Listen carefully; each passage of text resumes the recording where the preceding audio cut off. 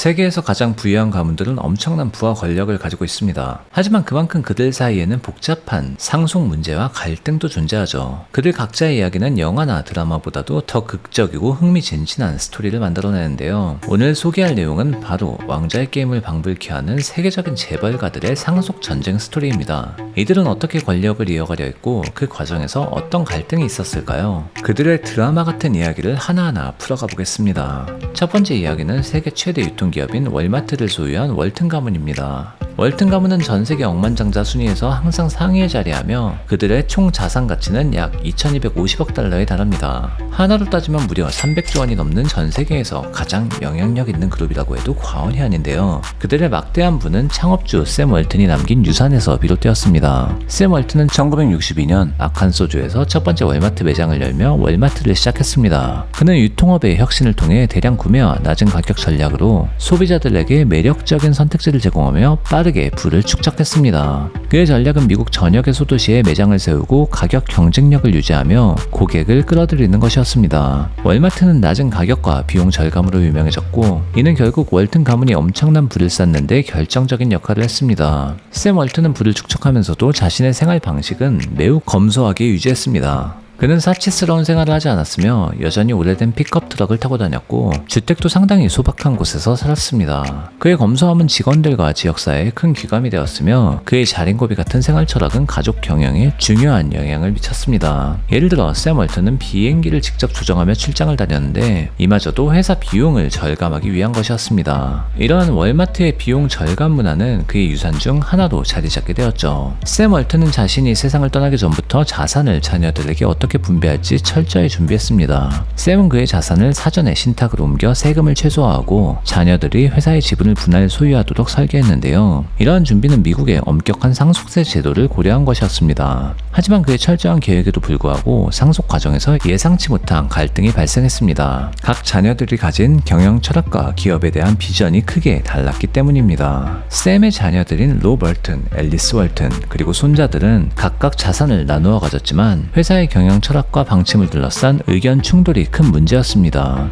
예를 들어 앨리스 월튼은 회사의 사회적 책임에 대한 의무를 강조하며 환경 보호와 노동자 권리에 더 많은 관심을 기울였죠. 그녀는 월마트가 거대한 경제적 영향력을 행사하는 만큼 지역사회에 대한 책임을 다해야 한다고 주장했습니다. 반면 롭 월튼과 일부 임원들은 이익 창출을 최우선으로 삼아야 한다고 주장하며 회사의 재정적 이익에 중점을 두었습니다. 롭은 특히 월마트가 지속적인 가격 경쟁력을 유지하기 위해 비용 절감에 집중해야 한다는 입장이었으며 이는 앨리스의 지속 가능성 전략과 충돌을 일으켰습니다. 이러한 의견 차이로 인해 가족 내에서는 긴장감이 고조되었지만 월튼 가문은 이러한 갈등을 해결하기 위해 윈저 디너 클럽이라는 사설 회의체를 도입했습니다. 이 회의체는 가족들이 정기적으로 모여 각자의 입장을 교환하고 중요한 결정 사항을 논의하는 자리였죠. 이 회의체는 갈등 해결뿐만 아니라 가족 간의 소통을 원활하게 하고 공동의 목표를 설정하는 데 중요한 역할을 했습니다. 예를 들어 최근 몇 년간 회의에서 앨리스는 월마트의 지속 가능한 경영 방안을 제안하며 기존의 비닐 사용 정책을 전면 수정하도록 압박했습니다. 결국 가족들은 타협점을 찾아 새로운 친환경 포장 정책을 도입하게 되었고 이는 월마트의 브랜드 이미지 개선에도 크게 기여했습니다. 이러한 변화는 월마트가 단순히 저가 정책을 고수하는 대형 유통업체에서 벗어나 사회적 책임을 다하는 기업으로 성장할 수 있는 계기를 마련했습니다. 월마트 가문은 재산 분배 과정에서는 큰 잡음이 없었지만 샘 월튼 독주 체제에서 여러 명이 권한을 행사하기 시작하면서 회사를 이끌어가는 다양한 의견이 돌고 있었는데요. 결국 이들은 딱딱한 이사회에서 이 문제를 형식적으로 해결하기보다 가족 식사 자리에서 조금 더 친화적인 방법으로 문제를 해결하면서 방법을 찾게 되었습니다. 다음은 피비린내와 분내가 동시에 났던 사우디의 왕권 다툼이었습니다. 현재 사우디 왕가의 총 자산은 약 1.4조 달러에 이르며 무함마드 빈 살만 줄여서 MBS는 이 어마어마한 권력의 정점에 서게 되었죠. 물론 이 과정은 녹록지 않았습니다. MBS는 1985년 현재 사우디의 국왕인 살만의 8번째 자식으로 태어났습니다. 그의 아버지인 살만도 MBS가 태어났을 때에는 사우디의 국왕과는 거리가 멀었습니다. MBS의 아버지는 사우디의 초대 국왕인 압둘 아지즈의 25남이었는데요. 그래서 MBS는 사우디의 넘버1이 되기에는 갈 길이 멀어 보였죠. 그런데 여차저차 세월이 지나 MBS의 아버지는 80세라는 나이로 사우디의 7대 국왕에 오르게 됩니다. 그리고 MBS는 아버지와 힘을 합쳐 바로 다음 왕자를 차지하려 했고 이 과정에서 많은 가족들과 친척들에게 죄를 씌워 감옥에 집어넣었습니다. 말 그대로 자신보다 왕위 계승서열 앞에 있는 자들은 다 집어넣은 거죠. 죄목은 부패와 공금 횡령 등의 혐의인데요. 사실 지금까지 사우디의 돈은 기름으로 나오는 돈을 수천 명의 왕족이 나눠 쓰는 구조였습니다. 그런데 갑자기 가족 중 몇 명을 잡아놓고 너 왜 이렇게 돈 많이 썼어? 라고 말하면서 잡아놓은 셈이죠.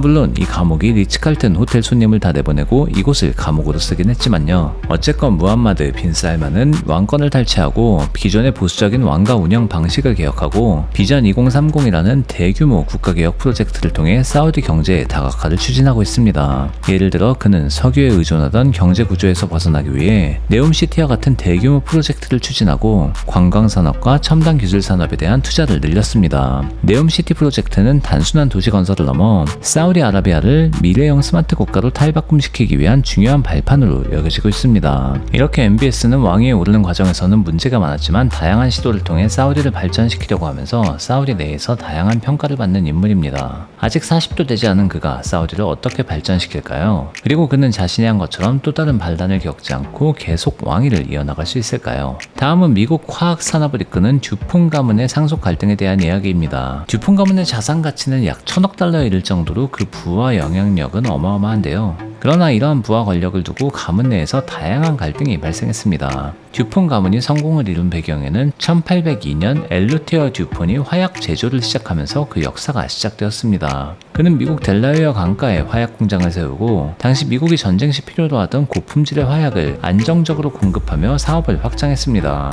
엘루테어는 품질 관리에 있어 철저함을 기했으며 이를 통해 듀폰은 빠르게 미국 내 주요 화약 공급업체로 자리 잡을 수 있었습니다. 이 화약 사업을 통해 듀폰은 미국의 서부 개척과 군사 작전에 필수적인 물자를 공급하며 국가 발전과 함께 성장할 수 있었습니다. 미국 내의 전쟁이 끝나자 듀폰은 네오프렌과 같은 합성 고무 그리고 테플론과 같은 혁신적인 화학 물질을 개발하며 단순한 화약 제조업체에서 벗어나 세계적인 화학 기업으로 자리매김했습니다. 하지만 시간이 지나며 듀폰이 시작하는 화학 무기, 산업화학, 농약 등 다양한 화학 제품은 기업에 대한 사회적 압력이 높아지면서 가문의 경영 철학에 변화가 필요하게 되었습니다. 동시에 창업자의 손자인 피에르 듀폰은 지속가능 경영과 환경 보호를 같이 하는 경영 철학을 갖게 되는데 이는 기존의 전통적인 경영 방식을 고수하던 다른 가족 구성원들과 충돌하게 되는데요. 피에르는 듀폰의 주요 생산 라인을 친환경 제품으로 전환하고 대기 오염과 수질 오염을 줄이기 위한 대책을 마련해야 한다고 주장했지만 다른 가족들은 이러한 변화가 회사의 단기적인 수익성을 떨어뜨릴 수 있다며 반대했습니다.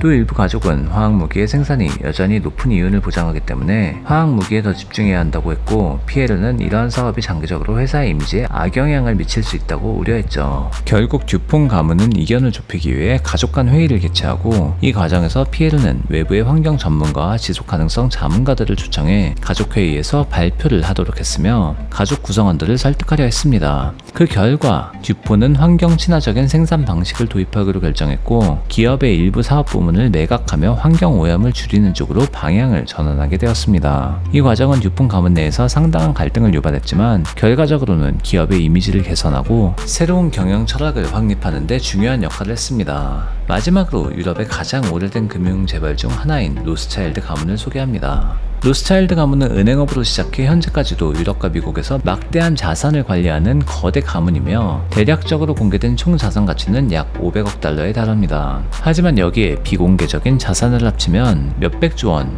몇천조 원이 아니라 경단위에 해당한다는 썰들도 있죠. 원래 크게 보잘것없던 로스차일드 가문이 세계적인 가문이 된 것은 마이어 암셀 로스차일드 덕분인데요. 그는 5 아들이 있었는데 자신이 세상을 떠나고 상속 문제 때문에 아들들이 시끄러워질 것을 염려했습니다. 그래서 그는 세상을 떠나기 전 5가지 유언을 남겼는데요. 첫째, 재산의 외부 유출을 막을 것. 둘째, 가문의 재산이 얼마나 있는지는 비밀로 할 것. 셋째, 상속을 할 때 변호사를 포함한 어떤 외부인도 이를 알 수 없게 할 것. 넷째, 장자가 가업을 승계할 것. 다섯째, 장자가 가족의 질서도 함께 잡을 것을 남겼습니다. 결국 5 아들들은 그의 유언을 받아들이고 마이어 암셀 로스차일드의 유언 중 일부는 지금까지도 로스차일드 가문의 부를 지키는 데 큰 역할을 하고 있습니다. 특히 로스차일드의 가문의 재산을 아무도 모르게 할 것이라는 유언은 아직까지도 지켜지고 있어 세상 사람들 중 그들의 정확한 재산을 아는 이는 가문의 내부인들을 제하면 아무도 없습니다. 지금까지 해외에서 유명한 가문들의 상속 문제가 얽힌 사례들을 봤는데요. 사실 드라마 같은 이야기라고 해도 국내 기업들의 상속 스토리에 비하면 아무것도 아니죠. 다음 에피소드에서는 국내 기업들의 상속 스토리들을 다시 한번 들고 오겠습니다.